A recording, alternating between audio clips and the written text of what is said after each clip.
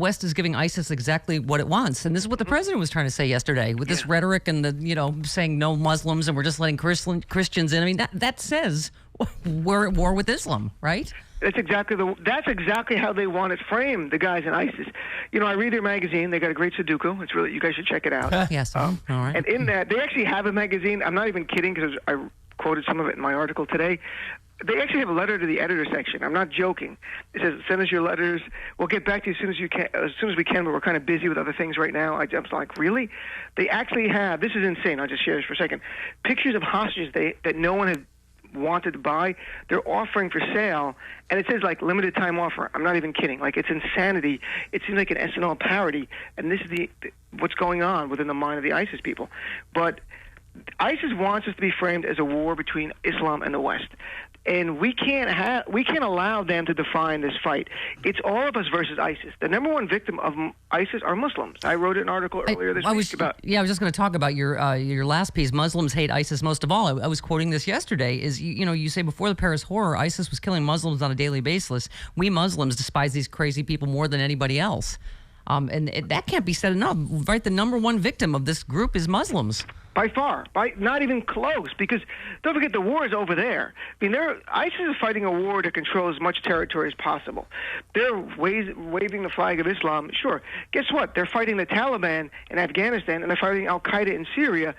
Everyone would tell us on the right, well, years ago, we see Taliban's what Islam is really about, or Al-Qaeda is what Islam is really about. Now they tell us ISIS is what's really Islam is about. Well, if it is, why are these guys killing each other? Because it's about a political agenda. They're all using Islam for their agenda. There was a great thing on Frontline last night documenting the fight of ISIS against the Taliban.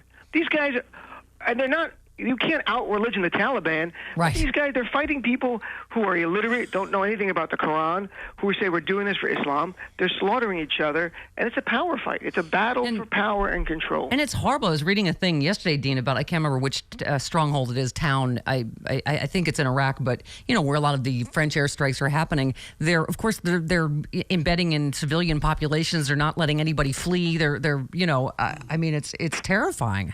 Well, it's funny you mentioned that, because in the latest ISIS magazine, they talk about the Syrian refugees fleeing, and they plead to them in English and in Arabic, don't leave, stay here. You're going to take your children to the West where they'll be exposed to things like fornication and alcohol and drugs, and you're going to be hurting their future. It's a major sin. Like now they're saying what major sins are. They actually said it's a major sin to leave here. Right. They're literally fabricating a religion. They're making up their own religion now. And right, and you're right. And we have idiots on the right in America who buying into the ISIS narrative. Why would we let a terrorist group define what this fight is about or define the agenda? It's beyond me.